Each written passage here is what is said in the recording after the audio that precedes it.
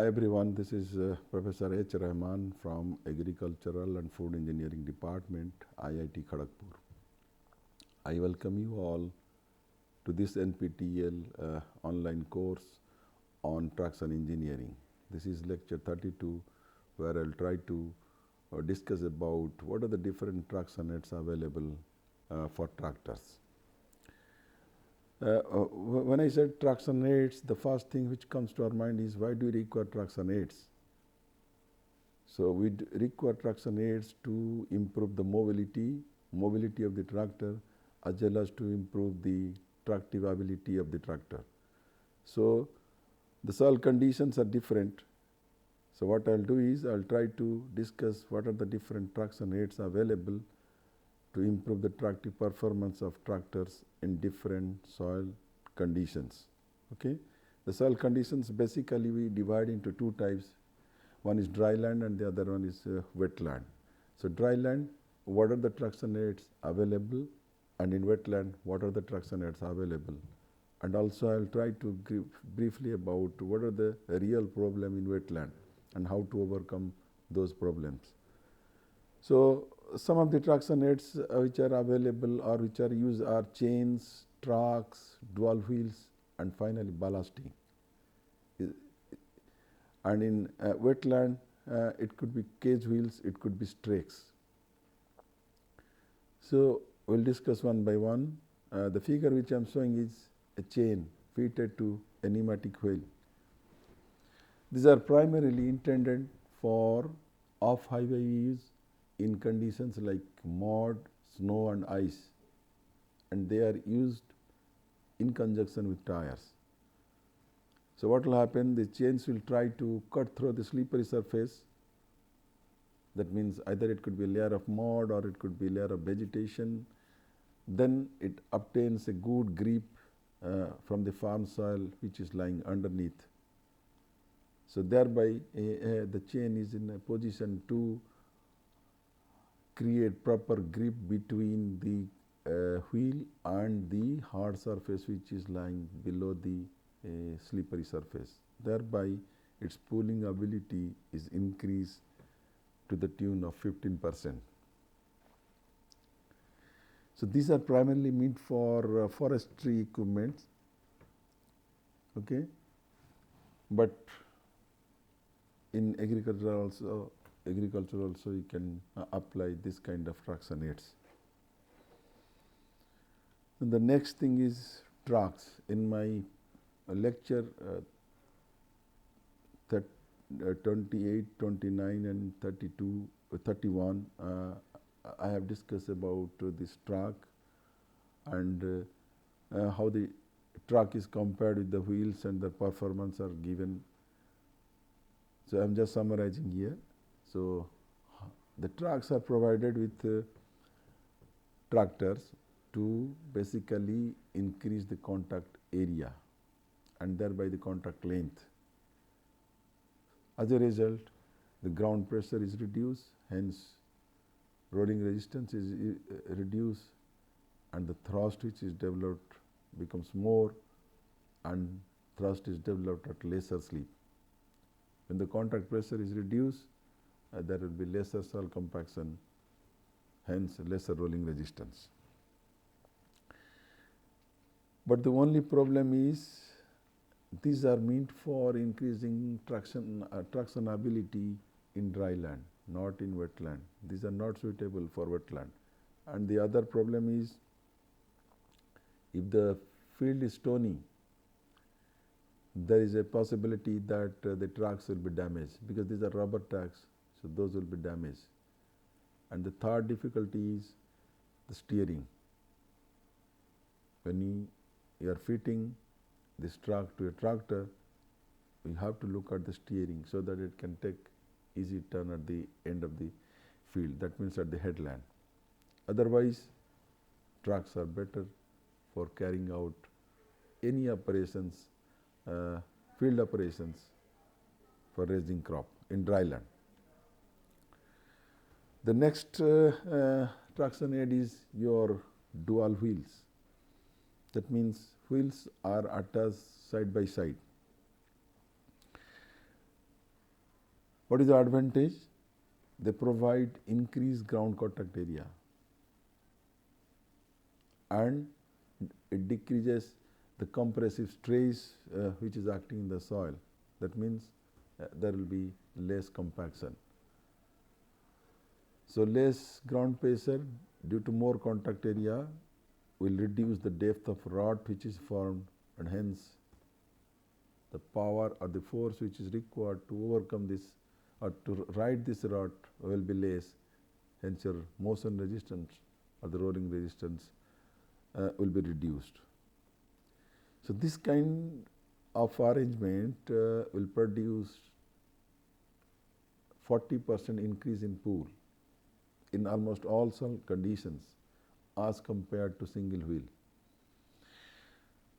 And we have also discussed about if you are selecting a dual wheel, what should be the diameter for a given width, what should be the diameter we have already discussed while selecting the tire. But while selecting the tire, only diameter will not help you. So, you have to take some precautionary measurement, like the two tires should be of same size and the wear rate for both the tires should be same. The state of tires I am talking about should be same, and they should be inflated to same inflation pressure. Then only we can get the benefit of more pull. Otherwise, we may not get that benefit what I have written in the last line, that is 40% increase in pull.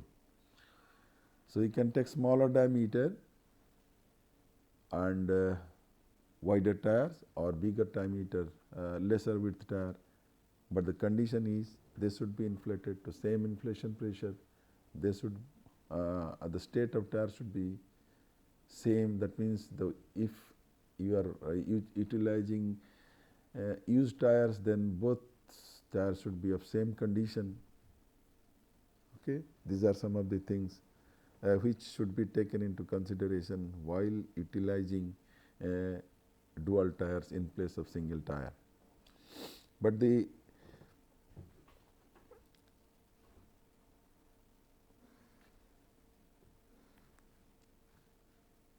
only disadvantage associated with this one is cost will be little higher, because you are utilizing 4 tires instead of 2 tires in the rear axle or in the front axle if it is a 4-wheel drive tractor. So, otherwise it is fine, that means it is giving you more pulling ability. So, you have to now check whether the increase in pull is acceptable by the farmers with the amount of increase in cost. So, that has to be taken care of. Again, these are for dry land, not for wetland. Now, I will come to two specific attachments or traction aids. Those are used in wetland. The most commonly used one is your cage wheel.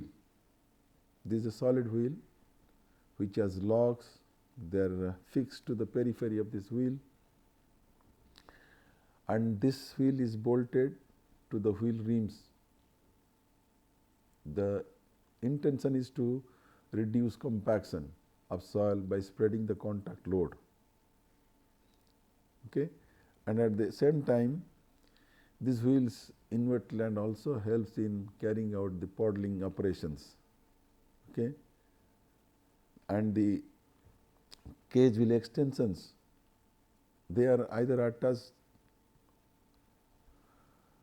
along with the pneumatic wheel, or they can be attached independently by removing the pneumatic wheel. Both are possible, and the cage extensions are slightly smaller than when they are attached to the tractor along with a pneumatic wheel, then the cage extensions are slightly made smaller than the wheels, so that the tractor can move on the road without damaging the road. Otherwise, there will be lots of vibrations. The difficulty which is associated in using cajules, or the cajules, they are not efficient traction aids. Why? Because it has higher rolling resistance. Though it is capable of producing more thrust by interacting with the hard pan, but because of the higher rolling resistance, most of the power which is developed, that will be utilized in overcoming that. Hence, these are not very efficient traction aids. But because in addition to develop pool, it is also helping in carrying out puddling. So that's why people are utilizing, or the farmers are utilizing these cage wheels.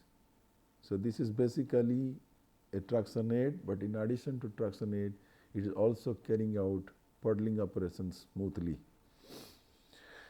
Next traction aid is your strakes, both retractable and non-retractable. Strakes means there are pegs here, here, here, here, these are pegs. So they are foldable. So that's why it is called retractable. If they are not foldable, what will happen? Because this is mounted to the ream, so during transportation, that means movement from the shed to the field, again this strakes will be striking the road or soil surface, which will be damaging the roads, and the strakes will be damaged. So that's why people prefer, or the farmers prefer, to go for foldable or retractable strakes. The function is, it produces more pull by digging into the hard pan, which is lying below the soft soil which is present at the top in case of wetland. And the researchers have come to a conclusion that strakes on tire are more effective than ballasting in clay soil.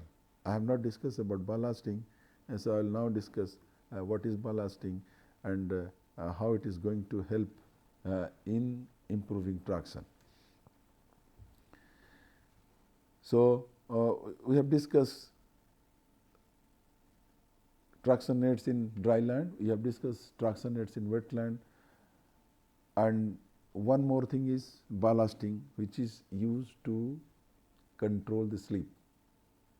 When slip is more, we can add some weight to the tractor, and thereby we can reduce the slip, and hence your pulling ability will be increased. If steering ability is not there, that means while pulling an implement, there is a weight transfer from the front of the tractor, front axle of the tractor to the rear axle, and from the implement to the rear axle. So when there is a weight transfer from the front axle, the minimum weight which is required for suitable or efficient steering is 20% of the total weight. If the weight transfer is more, then the tractor will simply float. It is really difficult to steer. So there you add weight. So addition of weight not only reduces slip, or not only helps in improving the thrust by reducing slip, it will also help in carrying out efficient steering. So these are some of the traction aids which we discussed. Then in wetland there is a typical problem. The problem is, if you look at this graph, these are the soil conditions. How it is, that means strength of soil, which is represented by the cone penetrometer readings, or the cone penetrometer resistance, which is given in kilopascal for 3 different conditions. When the soil is dry, you are getting a solid line. When the soil is flooded, and after 3 days of flooding, you will see the soil condition is this, and after puddling you can see the soil condition is this. So after puddling, basically the top 50 millimeter, that means 5 centimeter soil has no strength at all. If you just put your leg, you will simply sink into the soil. So under these conditions, we have to run some implements, some machinery. So, here the requirement is to reduce the weight, then only the equipment will float, it will not sink. The moment you make it heavy or if you add more weight, what will happen? The equipment will sink into the soil and the force requirement will increase. So, I have given this figure just to get an idea what is happening in the wetland and how to design the machinery so that in wetland so that there will be no sinkage. No sinkage means lesser sinkage and hence lesser power will be required to move that machine in soft soil. So, in order to carry out this kind of activities, some specific machines are developed like a turtle tiller, boat tractor. So, I will just give you a figure. The left one is a boat tractor, the right one is a turtle tiller. The boat tractor was developed in China and the turtle tiller was developed in Philippines. Here there is a floating device. In case of boat tractor, the floating device is nothing but the boat, and the end of the boat you can see there is a tilling implement, and in addition to that there is a propelling unit. That means instead of pneumatic wheel, these cage wheels are provided on both the sides. So, that will give you propelling as well as it will do churning of soil in addition to this tilling implement. So, the basics, this is a float which will look like a boat. So, the drag, that means force required to move in the muddy soil will be reduced. So, that is the concept. So, that means in wetland we have to provide flotation.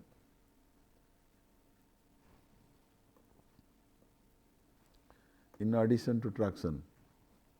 So, flotation plus traction. So, in a boat tractor, flotation is provided by the boat shape chassis and the traction is provided by the cage wheel. Okay.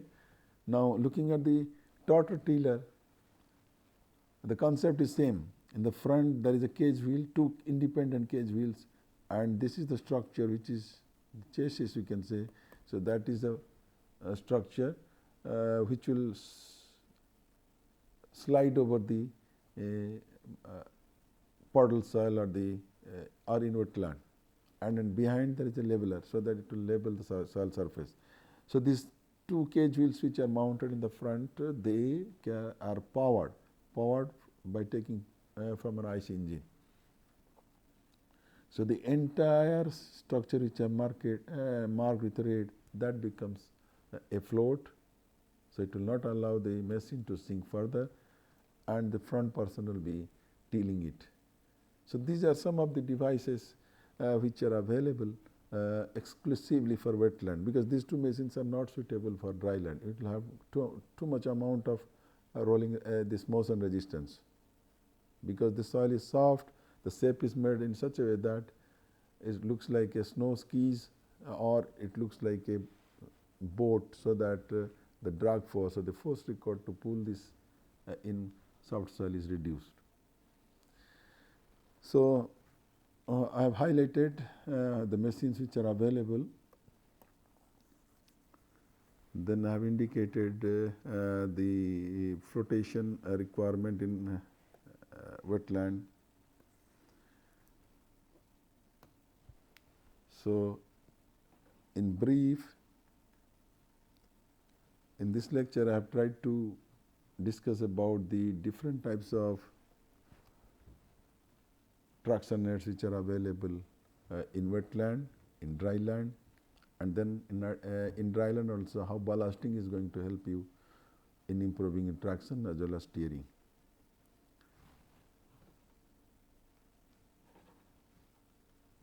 Literature which can be referred.